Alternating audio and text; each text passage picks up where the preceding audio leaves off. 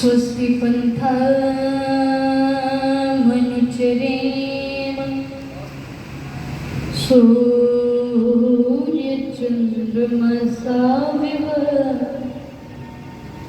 पुनर्दत्ता घृता जानता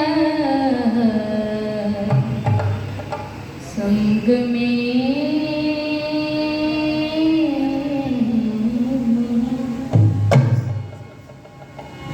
हे प्रभु तेरी शरण में हम सदा तेरे गीत तेरे प्रेम से मिलकर सदा गाते रहे। ओम तेरा नाम है पिता सब सुखों की खानी है, भूर यूं कहते तुझे तो प्राणियों का भी प्राणी है। भूर यूं कहते तुझे तो प्राणियों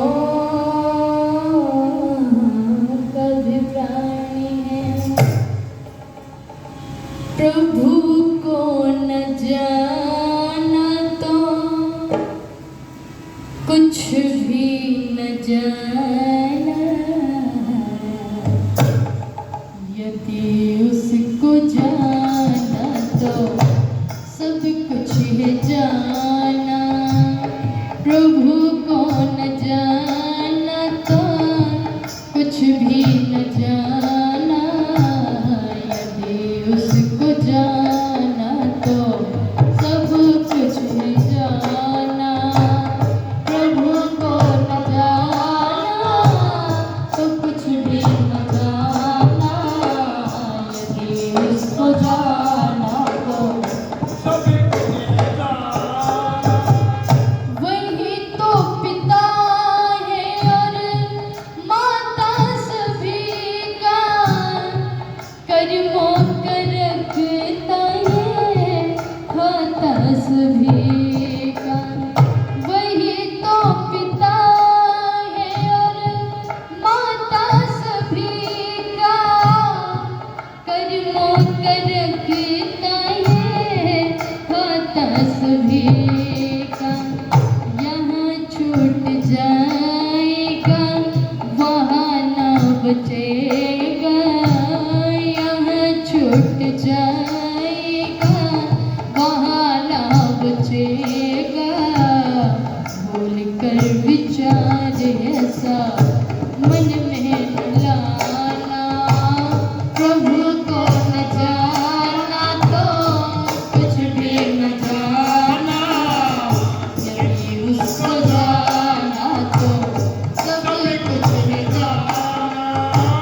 प्रभु को न जाना तो कुछ भी न जाना, उसको जाना तो सब कुछ है जाना।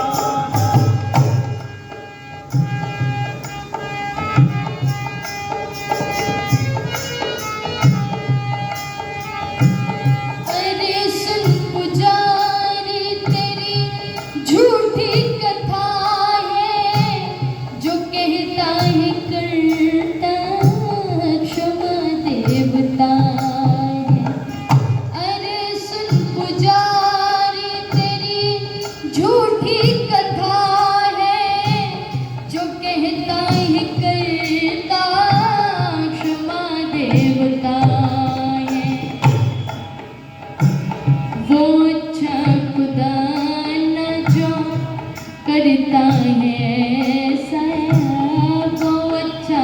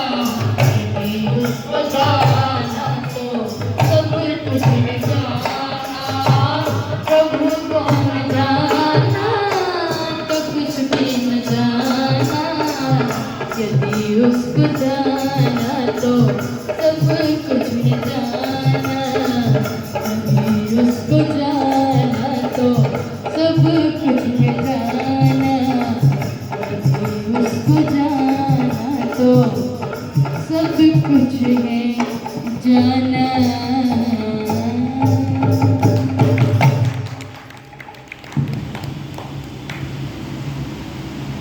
बहुत ही आदर और सम्मान श्रद्धा के योग्य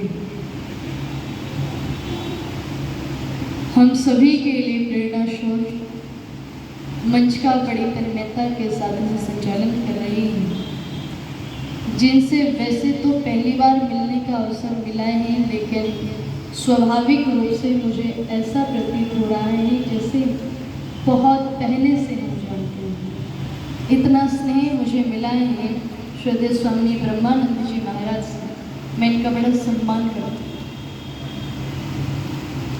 अपनी आर्य समाज के सभी पदाधिकारी वृंद, प्रधान जी, मंत्री जी, कोषाध्यक्ष जी, समस्त पदाधिकारी, आर्य जगत के बहुत उच्च कोटि के विद्वान, बड़ी ही सरलता और सौम्यता की प्रतिमूर्ति आचार्य सुश्रुत सामश्रमी जी, आर्य जगत की सुप्रसिद्ध वज्रोपदेशिका आदरणीय बहन प्रियंका भारती जी, और अपनी आर्य समाज के बहुत कर्मनिष्ठ धर्माचार्य श्रद्धेय कर्मवीर शास्त्री जी, मेरे जीवन के प्रेरणा स्रोत श्रद्धेय मेरे पिता जगदीश जी, महर्षि बलवीर जी, सामने उपस्थित धर्म के अभिलाषी सज्जनों, गुरुकुल के ब्रह्मचारी यहाँ पर उपस्थित हैं।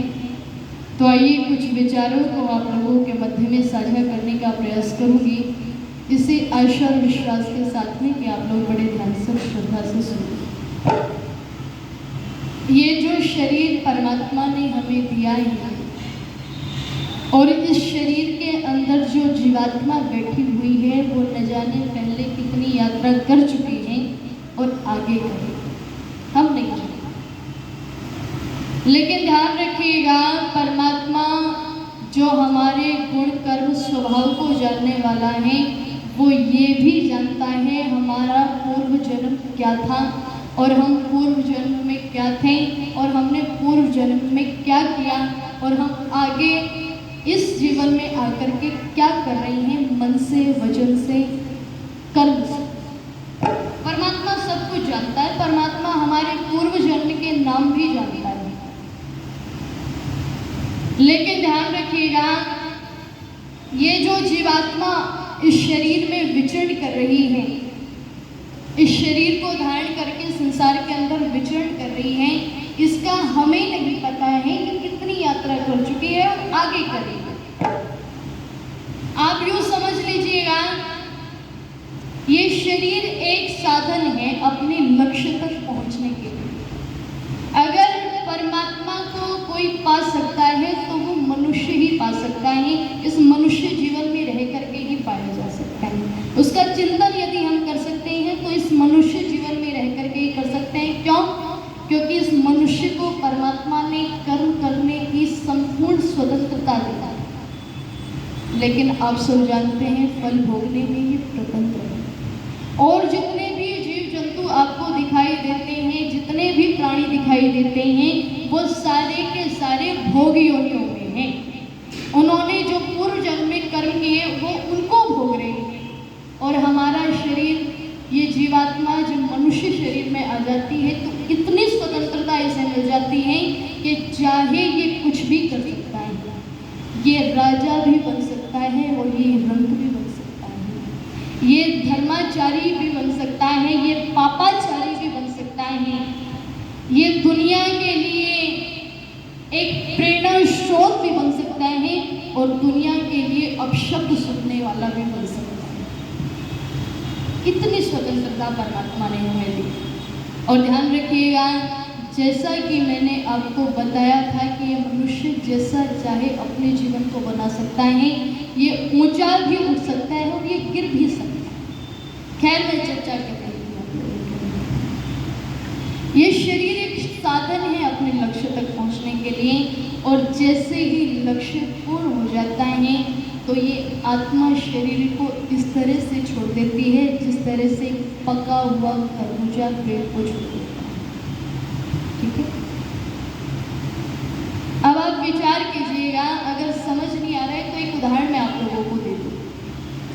आप लोगों ने कभी बस ट्रेन आदि में सफ़र किया हो तो आपको पता होगा कि बस अगर अपने निर्धारित समय से आधा पौना घंटा लेट हो जाए तो बहुत सारी सवारियों की वहाँ पर भीड़ जमा हो जाती है और जैसे ही बस आती है बस आपाधापी मच जाती है कि सीट मुझे चाहिए, सीट मुझे चाहिए। और कुछ कुछ आप लोगों ने देखा होगा ओवर स्मार्ट, वो खिड़की से ही अपना बैग थैला कुछ रख देते हैं और पता चला कि वो घूम करके आया तो उसकी सीट पर कोई और बैठ गया आकर के। इसने आकर के कहा कि भाई साहब उठ जाओ, ये मेरी सीट है। इसने कहा क्या तेरा नाम लिखा है इस पे? इसने कहा कि मेरा थैला रखा हुआ था यहाँ पर। बोले रखा हुआ था तो मैं क्या करूँ, अब मैं बैठ गया हूँ, अभी ये सीट मेरी है। अब इसे चाहे आधा घंटा तक झगड़ना क्यों न पड़े, अपनी सीट लेकर रहेगा। और जैसे ही इसका स्टैंड आने वाला होता है तो ये अपना सामान समेट करके पहले ही उठ करके खिड़की के पास जाने लगता है। और जैसे ही ये सामान समेट करके उठा अपनी सीट से और खिड़की की तरफ दौड़ा चला, तो इस व्यक्ति ने रोक करके कहा कि भाई साहब क्या हो गया, आप तो कह रहे थे ये सीट आपकी है, अब इसे छोड़ करके कहाँ जा रहे हो?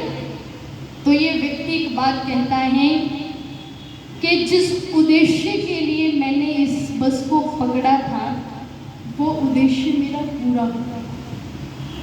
अब मैं बिना किसी कष्ट के, बिना किसी लोभ के, बिना किसी लालच के इसको छोड़ सकता हूँ और मुझे छोड़ना है क्योंकि मेरी मंजिल आ चुकी है। इसी प्रकार ये शरीर एक साधन है अपने उद्देश्य तक पहुँचने के लिए, और जब इसका उद्देश्य पूरा हो जाता है तो ये बड़ी साधारण तरीके से प्रशंसा के साथ में इस शरीर को छोड़ देती है जीवात्मा।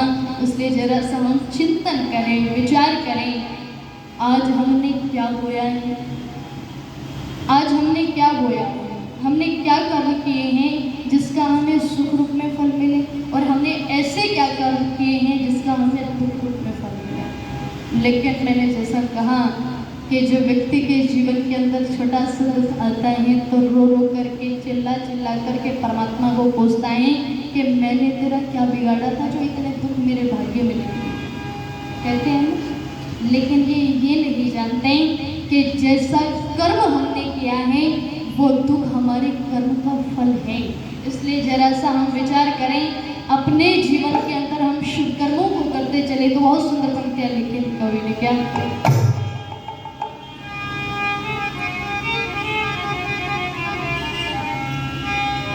कि कुछ कर ले मानो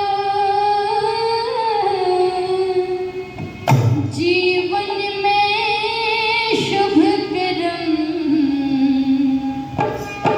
जीवन में शुभ कर्म, वो काम मत कर जिसमें हो शर्म, वो काम मत कर जिसमें हो डर शर्म। कुछ कर ले मानो जीवन में शुभ कर्म, जीवन में शुभ कर्म,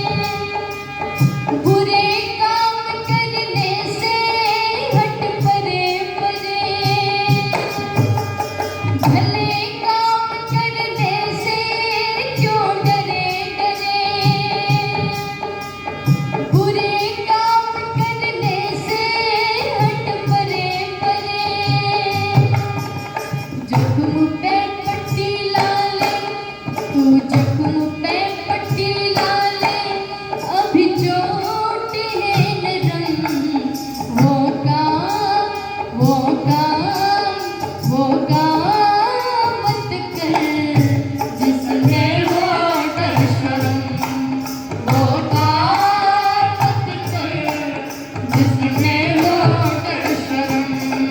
कुछ करने कर ले मानो जीवन में शुभ कर्म, जीवन में शुभ कर्म।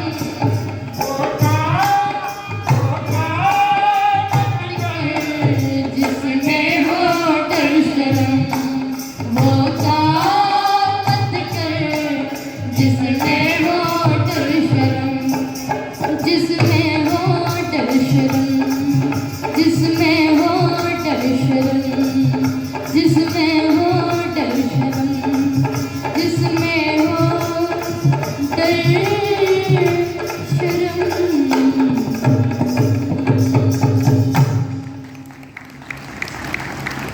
कि वो काम मत कर जिसमें हो डर शर्म। ऋषि दयानंद जी महाराज एक बात कहते हैं कि प्रत्येक व्यक्ति की आत्मा सत्य और असत्य को जानने वाली है। कोई भी व्यक्ति जब कोई कर्म करने के लिए चलता है, अगर वो शुभ कार्य करने के लिए चलता है तो परमात्मा की ऐसी व्यवस्था है कि अंदर से एक आवाज आती है, एक उत्साह उत्पन्न होता है, एक उल्लास उत्पन्न होता है और मन के अंदर एक शांति रहती है। और जब व्यक्ति बुरा काम करने के लिए चलता है तो उसके मन में डर पैदा होता है, शंका पैदा होती है। ये रहता है कि कहीं तुम्हें कोई देख न ले। अच्छा, दुनिया के अंदर जितने भी गलत काम हैं वो सरेआम होते हैं, सबके सामने होते हैं या छुप करके होते हैं? छुप करके करते हैं ना, ये विचार करके कि हाँ अब तुझे कोई नहीं देख रहा है। कोई भी व्यक्ति चोरी करेगा तो वो सबके सामने थोड़ी करेगा, वो छुप करके करेगा। इसलिए जरा सा भी मन के अंदर ये विचार आए, जरा सा भी मन के अंदर भय पैदा हो, जरा सा भी मन के अंदर शंका पैदा हो तो उस काम को कभी करना नहीं चाहिए। जरा सा अगर इन बातों पर हम चिंतन करना शुरू कर दें तो परमात्मा से हमारी निकटता बननी शुरू हो जाती है। परमात्मा से व्यक्ति मिलना शुरू हो जाता है। परमात्मा को हम देख नहीं सकते लेकिन परमात्मा को हम अनुभव कर सकते हैं। और परमात्मा को हम देख भी सकते हैं, इन आंखों से देख सकते हैं। कैसे देख सकते हैं? परमात्मा ने जो ये सारी सृष्टि रची है, कभी जाकर के देखिएगा वादियों में, आपको परमात्मा के दर्शन हो जाएंगे। कभी देखिएगा तितली के पंखों को बड़े ध्यान से, परमात्मा के दर्शन हो जाएंगे। कभी देखिएगा मोर के पंखों को ध्यान से, परमात्मा के दर्शन हो जाएंगे। कभी देखिएगा इस संसार के प्राणियों को, आपको परमात्मा के दर्शन हो जाएंगे। परमात्मा ने सब जीव जंतुओं के अंदर स्वाभाविक रूप से जान भर दिया है, और लेकिन ये मनुष्य जो होता है इसे मनुष्य बनना पड़ता है। इसीलिए परमात्मा को हम लोग पहचान नहीं पाते, क्योंकि हम अपने चिंतन को जरा सा हटा देते हैं। हम जरा सा अपने चिंतन को हटा देते हैं। अच्छा, एक बात बताइए मुझे, परमात्मा ने हमें शरीर दिया है, ये आत्मा दी है, मन दिया है, बुद्धि दी है, हाथ दिए, पैर दिए। अगर इस मनुष्य को कोई कुछ करना न सिखाए, कर्म करना न सिखाए, खाना न सिखाए, पीना न सिखाए, बोलना न सिखाए, तो क्या ये खुद को कुछ सीख सकता है? परमात्मा ने इस मनुष्य को केवल इतना जान दिया है कि ये पैदा होते, इसको जब भूख लगती है तो ये रो पड़ता है ताकि माँ इसे दूध पिला दे। जब इसे जरा दुख होता है ये रो पड़ता है। लेकिन अन्य जो काम होते हैं वो सिखाए जाते हैं, और अगर किसी को न सिखाए तो क्या सीख सकता है? एक गाय का बछड़ा जब पैदा होता है तो उसे 10 दिन के बाद भी अगर आप तालाब में डालेंगे तो वो अपने आप तैर करके बाहर आ जाएगा। उसे किसी को सिखाना नहीं पड़ता। और एक मनुष्य अगर इसको तैरना नहीं सिखाया गया है तो बच्चे को तो छोड़िए, 60 साल के बूढ़े को डाल करके देख लीजिए, डूबेगा। तो इसलिए इस मनुष्य को सिखाना पड़ता है, तब ये सीखता है। और परमात्मा ने इतना सुंदर शरीर हमें दे दिया, इसके साथ में इतने साधन हमें दे दिए, मन दे दिया, बुद्धि दे दी, ये हाथ दे दिए, पैर दे दिए, ये मन हमारे पास है जिसे ईश्वर भक्ति में लगाना है, वो बुद्धि हमारे पास है जिससे सत्य असत्य का निर्णय करना है, वो आत्मा हमारे पास है जिसकी पहचान हमें करनी है, वो परमात्मा हमारे पास है जिससे मिलना है। सब कुछ साधन होने के बाद भी आत्मा और परमात्मा की पहचान नहीं हो रही। कारण ऋषि मनु कहते हैं कि मल, विक्षेप और आवरण, जो तीन अज्ञानता की परतें हमने चढ़ा रखी है ना मन और मस्तिष्क के ऊपर, इसे ज्ञान, कर्म और उपासना के माध्यम से धो डालो, आईने की तरह परमात्मा हमें स्वच्छ और साफ नजर आएगा। ऐसी विद्वानों की मान्यता है। तो जरा सा हम लोग विचार करें, परमात्मा से हम प्रीति जोड़ने का तो प्रयास करें, परमात्मा की असीम कृपा हम पर बरस जाएगी, परमात्मा की असीम कृपा हम पर बरस जाएगी। जो व्यक्ति परमात्मा की उपासना करता है उसके आत्मा को परमात्मा इतना विशाल बना देता है कि अगर जीवन के अंदर हिमालय पर्वत जैसा भी दुख आ जाए तो उसे राई की तरह से पार करने का सामर्थ्य परमात्मा उसकी आत्मा को दे देता है।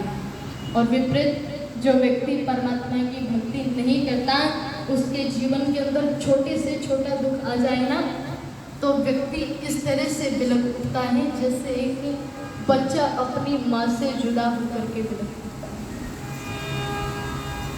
और एक वेद ने आदेश दिया सब लोगों को, मनुष्यों को, एक उपमा दी ऋषियों ने कि मनुष्य किसे कहते हैं, मनुष्य किसे कहते हैं। जरा सा हम विचार करें, कभी सोचा है आपने मनुष्य किसे कहते हैं? कभी विचार किया है मनुष्य किसे कहते हैं? एक साधारण सी परिभाषा ऋषियों ने दी, एक उपमा निकाली कि मनुष्य उसे कहते हैं जो संसार के सभी प्राणियों से इतना प्यार करे, कितना, जितना एक गाय अपने बछड़े से करती है। आपने देखा होगा, और देखा नहीं तो सुना होगा, अगर गाय का बछड़ा छोटा है, दूध पीने वाला है, उस समय अगर शेर भी हमला कर देना बच्चे पर, तो गाय शेर का भी सामना करने के लिए तैयार हो जाती है। कितना प्यार अपने बच्चे से करते हैं। और परमात्मा ने तो कहा है केवल अपने बच्चे से नहीं बल्कि संसार के सभी प्राणियों से इतना प्यार करें, वो मनुष्य कहलाने के अधिकारी हैं। हम जरा सा अपने मन के अंदर झांक करके देख लें, कहाँ तक सीमित रह गए हम लोग। बस पति पत्नी और अपने बच्चे, अपने माता पिता तक को हम लोगों ने ठुकरा दिया है। जिस माता पिता ने अपना सर्वस्व दे करके हमें पाला पलोसा, हमने उनको भी भुला दिया है। ये संस्कार रह गए हमारे।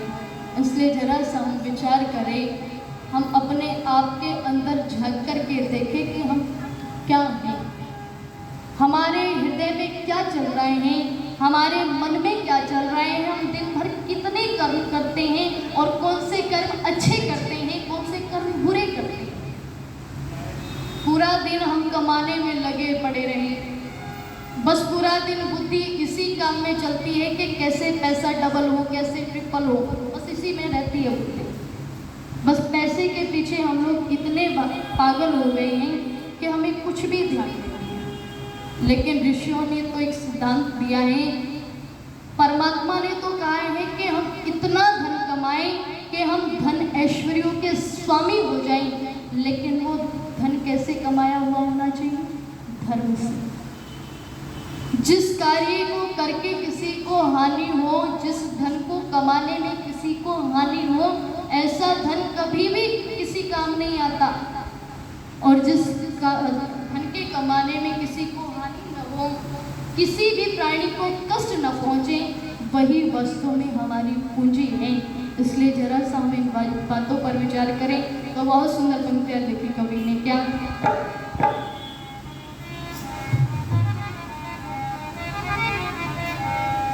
कि कर ले भला होगा भला अंत भला है, कर ले भला होगा भला अंत भला है, बस यही संसार में जीने की कला है, बस यही संसार में जीने की कला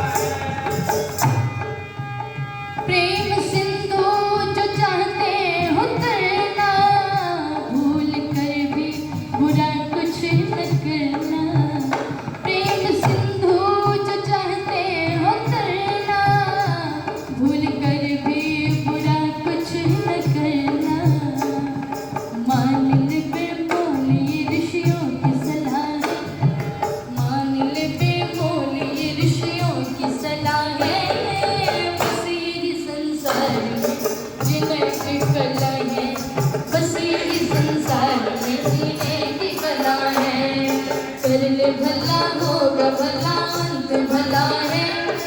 कर ले भला होगा भला, अंत भला है। बस यही संसार में जीने की कला है, बस यही संसार में जीने की कला है, बस यही संसार में जीने की कला है, बस यही संसार में जीने की कला है।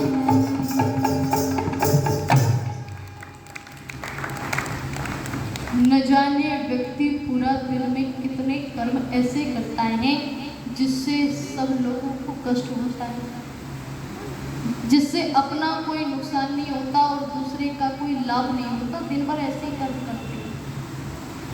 एक सिद्धांत है कि व्यक्ति चाहे कोई भी कर्म करे, उसके पीछे कोई न कोई उसकी व्यवस्था होती है, या तो वो शुभ होता है या अशुभ होता है। और एक कर्म, कुछ ऐसे कर्म भी होते हैं जिनके करने से न लाभ होता न हानि होती। कौन से कर्म होते हैं ऐसे? जैसे हम बैठ कर के, कोई हमारे पास में छोटी लकड़ी पड़ी हो और उसे हम तोड़ते जा रहे हैं, उससे ना तो हमें कोई लाभ होता और ना हमें कोई हानि होती, है ना। कुछ लोग होते हैं, कुछ लोगों ने कहना शुरू किया कि जब हम कोई कर्म करते हैं, हमें ये नहीं पता कि वो शुभ है या अशुभ है, इससे अच्छा है तो हम कर्म ही ना करें, इससे अच्छा है कि हम कर्म ही ना करें। तो समझिएगा, जो व्यक्ति कोई कर्म ही नहीं करता है वो सबसे बड़ा पापी होता है। जो व्यक्ति कोई कर्म ही नहीं करता है वो, उसके पीछे कोई अशुभ कर्म ही कर रहा है।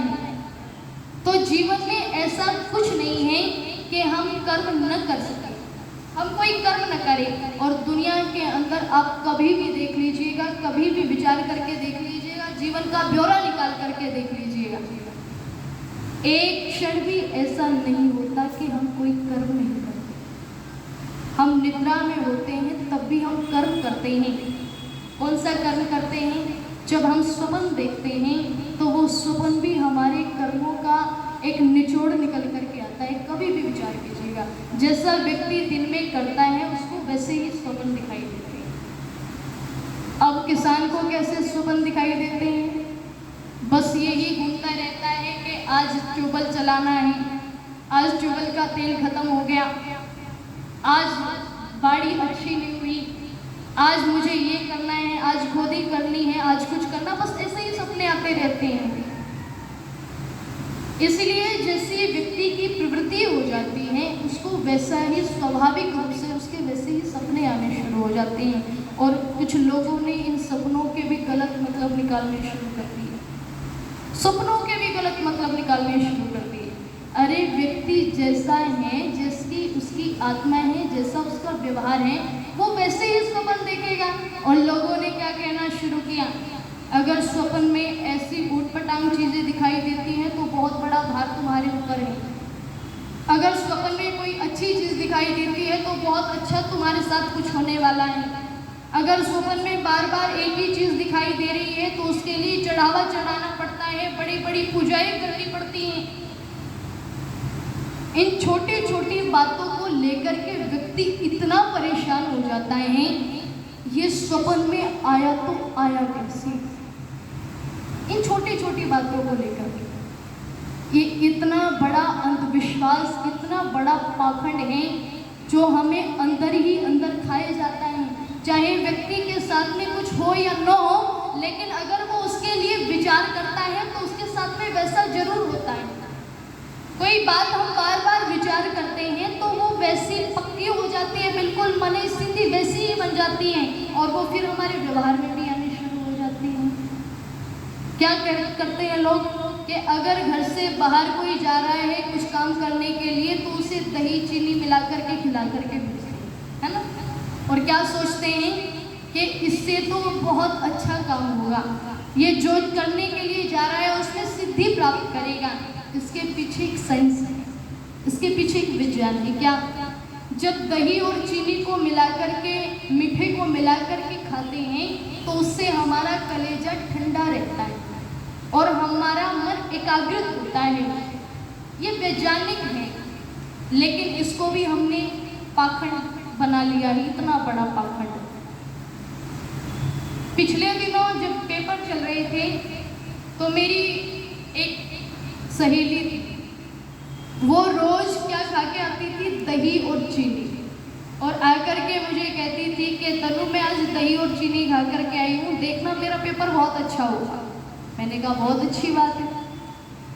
और इंग्लिश का पेपर था, जैसे ही पेपर से निकले तो रोती हुई निकली। कहती है कि सबसे बेकार ही पेपर ये हुआ है, अब कर लो क्या करोगे। इसलिए जरा सा इन पाखंडों से हम बचने का प्रयास करें, जरा सा अपने मन को हम वैज्ञानिक तरीके से सोचने का प्रयास करें, जरा सा हम वेदों के चिंतन में आने का प्रयास करें। वेद ज्ञान जो वैज्ञानिकता से भरा पड़ा है, आज दुनिया के लोग ये आह्वान करते हैं, आज हमने ये खोज कर ली, आज हमने ये खोज कर ली, आज हमने ये बना लिया, आज हमने वो बना लिया, लेकिन ये सारी की सारी चीज़ें वेदों में पहले से लिखी हुई हैं। ये सारी की सारी चीज़ें परमात्मा ने पहले से लिख करके दे दी। हमारे ऋषि मुनियों ने इतनी बड़ी बड़ी खोजें की, हमारे ऋषि मुनियों ने दुनिया को जीने का तरीका सलीका दिया, और आज अगर छोटा सा व्यक्ति कोई खोज करता है तो बस सिद्धांत लिख दिया उसी के नाम पर। जिन ऋषियों ने सारी की सारी मर्यादा हमें निकाल करके दे दी, उनका कोई विचार भी नहीं करता है, उनके लिए कोई विचार भी नहीं करता है। ये हमारा अहोभाग्य है कि हम वेद जान के को जान करके भी नहीं जानते। हम ये जानते हैं कि वेद ज्ञान दुनिया का सबसे बड़ा ज्ञान है, सबसे पहला पुस्तक वेद है, और ये भारतवर्ष में सबसे पहले आए। इसको जान करके भी हम कोई लाभ नहीं उठा रहे हैं, तो इससे बड़ा दुर्भाग्य और कोई नहीं हो सकता। इसलिए किसी न किसी रूप में दुनिया आ तो रही है वेदों की ओर, चाहे किसी रूप में भी, वो चाहे मन से कहे या न कहे, लेकिन सारे के सारे सिद्धांत किसके हैं? वेद के। आज दुनिया तरक्की कर रही है, और जितनी भी नई नई खोजें हो रही है वो सारी कहाँ से निकली? वेद से ही तो निकली। आ तो रहे हैं लोग, लेकिन धीरे धीरे। तो बहुत सुंदर पंक्तियाँ लिखी कवि ने, क्या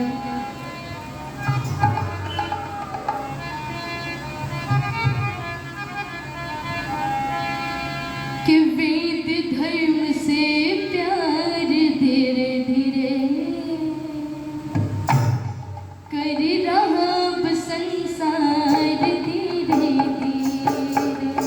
वेद धर्म से प्यार धीरे धीरे कर रहा अब संसार धीरे धीरे। वेद धर्म से प्यार लेकिन धीरे धीरे हो कर रहा अब संसार धीरे धीरे। वेद धर्म से प्यार धीरे धीरे कर रहा अब संसार धीरे धीरे। वेद धर्म से प्यार धीरे धीरे कर रहा है संसार धीरे धीरे। आज चमत्कार देखो तो योगी महन का होने लगा संशोधन बाइबल कुरान का। आज चमत्कार देखो तो योगी महन का होने लगा संशोधन बाइबल कुरान का। भूलों का सुधार सहर्ष स्वीकार कर रहा अब संसार धीरे धीरे। हो वेद धर्म से प्यार धीरे धीरे कर रहा अब संसार धीरे धीरे। वेद धर्म से प्यार लेकिन धीरे धीरे हो कर रहा अब संसार धीरे धीरे। वेद धर्म से प्यार धीरे धीरे कर रहा है संसार धीरे धीरे। ऊंच नीच घृणा द्वेष जात पात का, ऊंच नीच घृणा द्वेष और जात पात का होने लगा उन्मूलन भारी इस प्रपात का ऊंच नीच घृणा द्वेष और जात पात का होने लगा उन्मूलन भारी इस प्रपात का विश्व के नर नार एक ही परिवार मान रहा संसार धीरे धीरे ओ मेरे धर्म से प्यार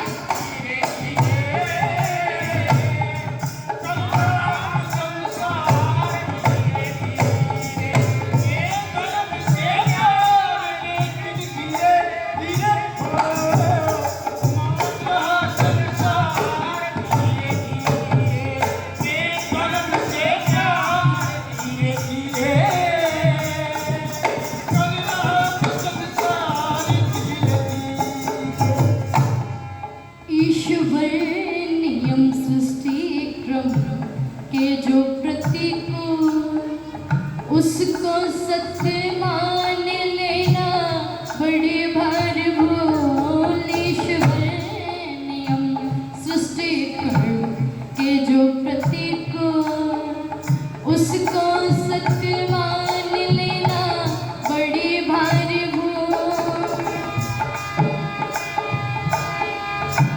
सत्य का सुधार सहर्ष स्वीकार मान रहा संसार धीरे धीरे ओ मेरे धर्म से प्यार धीरे धीरे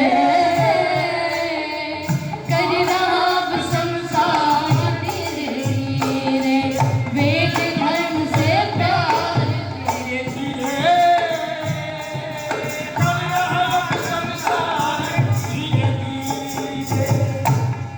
आपके बचन का मार्ग एक आज है शोभा राम प्रेमी आर्य समाज है आपके बचन का मार्ग एक आज है शोभा राम प्रेमी आर्य समाज है ऋषि की पथवार लगाएगी पार मान रहा संसार धीरे धीरे वेद धर्म से प्यार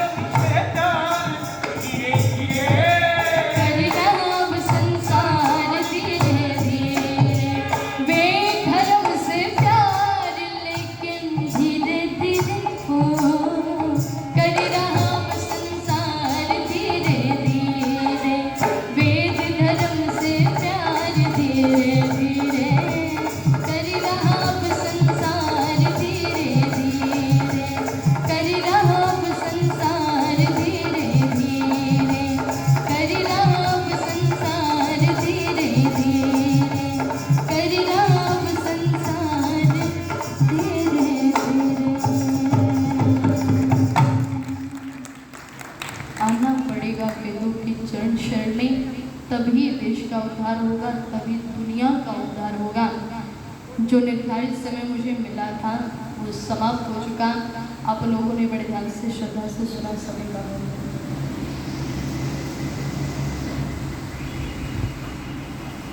आदरणीय और श्रद्धा ओजस्वी जी ये 300 रुपये की राशि देकर के मुझे सम्मानित करने का बहुत बहुत धन्यवाद वेद के सिद्धांतों पर जिनकी कलम चलती रही आर्य जगत के विख्यात भयोपदेशक शोभाराम जी प्रेमी बहुत सुंदर सिद्धांतों के अनुसार उन्होंने गीत लिखे हैं। अंत में आपको उन्हीं का गीत सुनने को मिला। बहुत बहुत कुमारी तनु आर्य जी का धन्यवाद है।